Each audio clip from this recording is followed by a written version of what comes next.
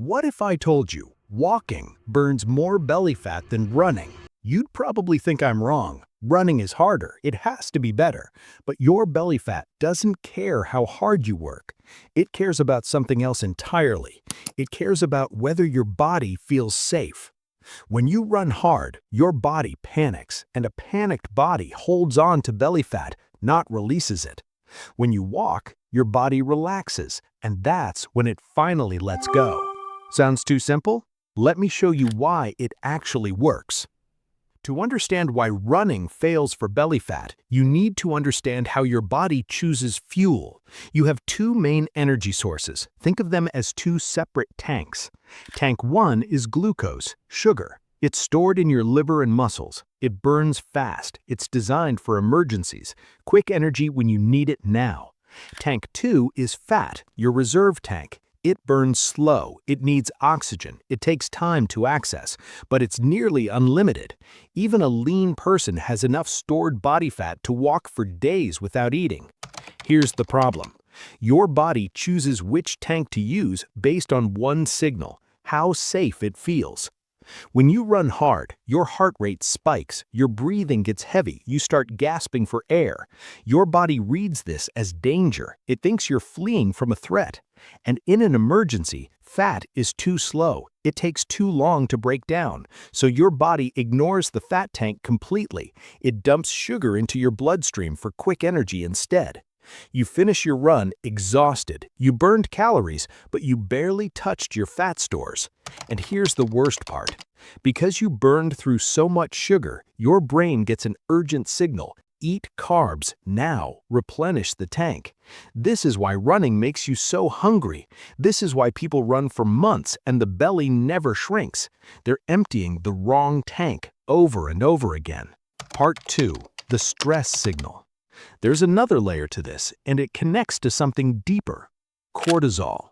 When you push hard, when you're gasping for air, when your body thinks it's under attack, cortisol floods your system.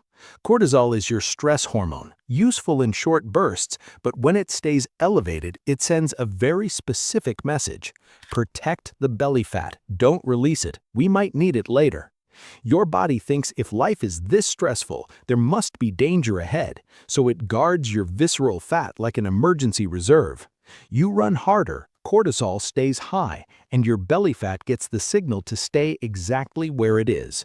You're not burning it, you're convincing your body to lock it in place. Walking does the opposite. When you walk at a steady pace, your heart rate stays calm. You can breathe easily. Your body reads this as safe. No emergency, no threat, plenty of oxygen. In this state, your body has no reason to burn sugar.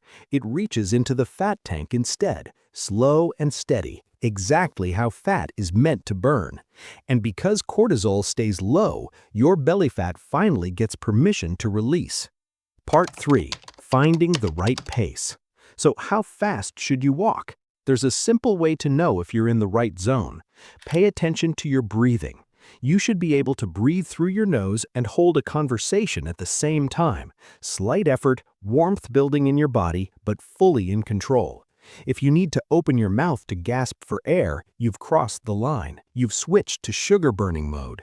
If breathing feels too easy and you could easily sing a song, you're going too slow. That's just a stroll.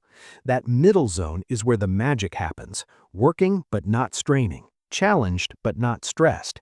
This is where your body burns fat and where cortisol stays low enough to let your belly fat go. Part 4. Making it work. Let me give you something practical, not vague advice, actual steps. Timing matters more than duration. One of the most effective times to walk is right after eating, just 10 to 15 minutes. Here's why. When you eat, glucose floods your bloodstream. Normally, insulin has to push it into your cells, but when you walk right after a meal, your muscles pull that glucose directly in. Less insulin spike, less storage signal.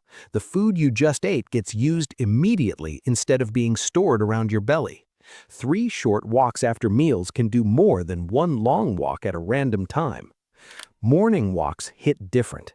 When you wake up, insulin is naturally low. Your body has easier access to fat stores. A 20 to 30-minute walk before eating taps directly into fat. Add morning sunlight and you also reset your internal clock. Better sleep tonight, lower cortisol tomorrow. Flat ground is easy, too easy. Your body adapts quickly. It learns to be efficient and burns less over time. If you want faster results, add incline, a hill, a treadmill set to 10 or 12%. Incline walking engages your glutes and hamstrings without the impact of running. Bigger muscles working means more fuel burned, and you stay in the fat-burning zone because you're not sprinting. 20 minutes of incline walking can do more than an hour of flat jogging. One more thing. Keep your eyes up. If you walk while staring at your phone, your stress system stays active, cortisol stays elevated. Look ahead, let your eyes take in the environment around you. This sends a signal to your brain that you're moving forward, you're in control, you're safe. Music is fine, podcasts are fine, just keep the phone in your pocket and your eyes on the world. Here's what I want you to take from this. Burning belly fat is not about punishment. It's not about who can suffer the most. It's about signals. Running sends the wrong signal. Danger, stress, hold on to the belly fat. Walking sends the right signal. Safe, calm. It's okay to let go.